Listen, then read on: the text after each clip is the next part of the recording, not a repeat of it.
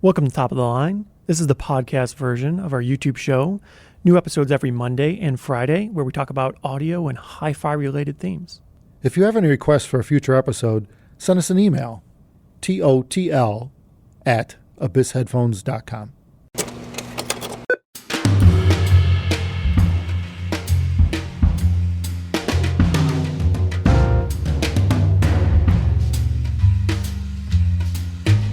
Well, another question off the internet.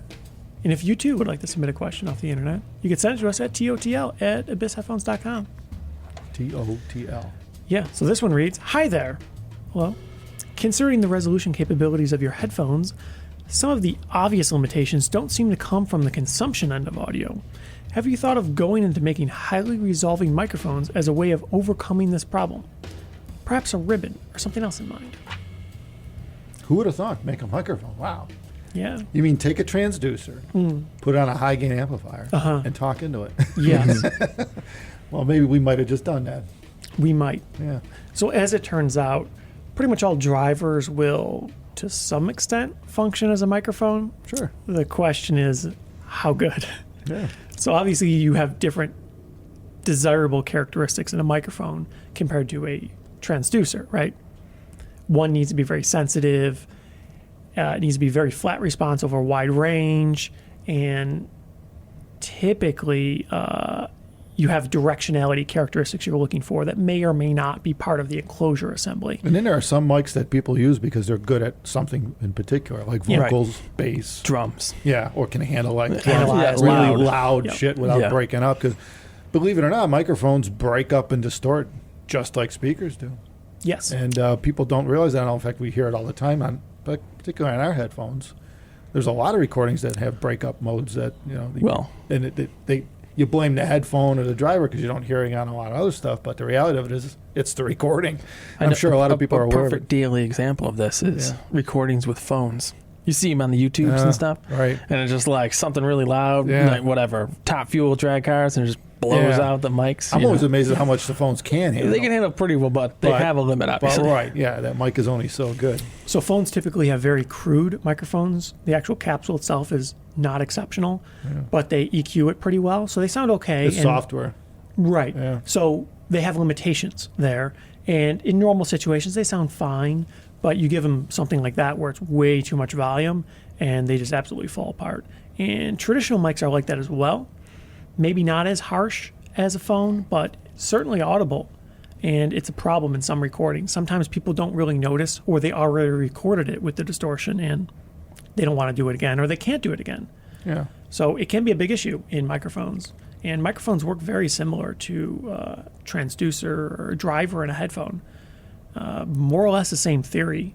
It's just they're designed to go the other way. And the distortions could be anywhere. It could be, they might not be audible on some things and they might be more audible on others. So it just depends on the type of distortion, and every mic's going to distort differently. But that's why I think when you look at the pro world, they all tend to have their favorite mics for certain applications. And because, frankly, there's no one mic that does it all. There really isn't.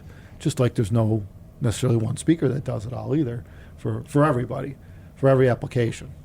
Yeah. Like if you wanted to hear sonar, right? You might want to look at a specific, pair of There's always a speakers. set of criteria you're looking for If you want in to any produce- application. And of course, microphones, you're trying to target a specific spot or a specific frequency range, or you're trying to make it sound a certain way. So there's typically a design that works best for that. And of course, we did put some thought into making microphones that work well for this application, as it turns out. We put a little bit of effort into making a mic that we could use as like a podcast style mic or something like this to replace these mics. Yeah, it's like big, lollipop style. Big. Yeah. Yes. Is that what we're calling it? Yeah, lollipop.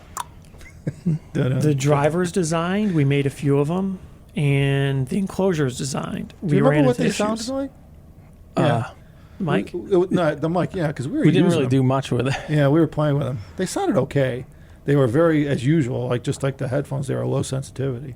They needed a lot of gain. That was the first problem. Yeah, and So we kind of fixed that, though. We Made started, it a little better. Yeah, we started stacking magnets, Yeah. and then it got heavy. But that's not a big deal in a microphone. Yeah. Right. We could fix that.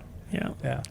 In But- fact, we already know how to fix it, but I don't know what happened. It just kind of fell on the wayside because we just got freaking busy. It wasn't a with other priority. things. Yeah. Needed to make headphones. Yeah. The biggest issue is I was having issues with making the enclosure, so I right. was 3D printing it, Oh, right. and With a new printer. with the new machine, Right. I was Learning how to having use it. issues with the printer. Yeah. Right. I didn't know if it was me or if it was the process or if it was the machine. Turns out it was a machine, Yeah. and support was Yeah, it was a known not problem. Well, you- good at you getting were- back to me on that one. You were basically trying to print a round ball of foamy material.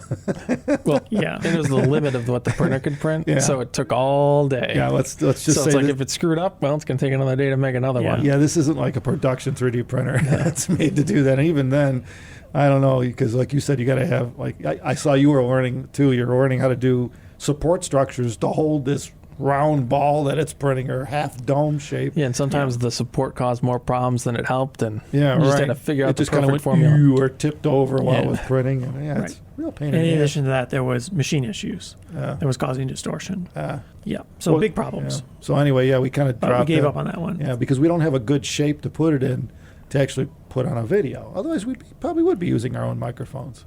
And we got to get back to that someday. Maybe we could send it out and get a real printer to print the damn thing. I think do I that. could run it now. Yeah. I got the machine running. Okay, cool. Yeah, maybe we'll try it then. Yeah, at some point. Yeah, Yeah. you would clearly see that the mics would change and look different if we're using them. So Yeah, yeah. Yes, they'd that be- one's pretty yeah. obvious. Yeah, it'd be They'd quite like, different. Whoa! Yeah, So maybe at some point in the future. yeah, we'll have something. I don't think this will be something that's going to be for sale, yeah. Yeah. but maybe we'll fiddle with it. We'll see where it goes. Yeah. It's For the- probably too expensive for us to make. Probably, but for the right price, we'll make some. We'll Well, you see. know, people would know what it sounds like because we're talking on them. If we start talking on time, they'll We've been using these. Yeah, right. Yeah, so Yeah, you could so hear you the hear the difference. A, B, the vocals. Everything yeah. else would be the same. Yeah, like the last change we made on these was the cable, and I thought that brought the top end up a bit because the stock cable thing that came with these arms was kind of lame. It was boring sounding, so we put our cables back on, and that popped it back up. Because some guy even mentioned that, you know, what, to change the AQ, I don't like it, and the only thing we did was put these arms on with these integrated cable. Yeah. And like we didn't change any EQ. It was just this freaking cable. So we went back to our cable and bam, because we're talking about 20 feet of wire. So going Yeah, to it's the, very long. going to the actually. rack. So you're gonna hear that. Probably you know? more than 20 feet, actually. And it's a lot of gain there. It's pretty so- long. Whoops, I keep hitting my mic. Yeah. But anyway, yeah, maybe On the agenda yeah, at some point, it's, yeah, maybe. it's in possibly. the back burner. We've played with it. We dabbled it. We Yeah. know what we got to do. But it's not it's not our priority. Doesn't really seem like a high volume market, so Yeah. Close The- back first. close back and IEM are probably more important. Yeah. But if someone wants to start a Kickstarter, and, Oh, Kickstarter 150, for 200 grand or so, we'll make the money. On that Okay. note, thank you everyone for watching, and take care of yourself and thumbs us up.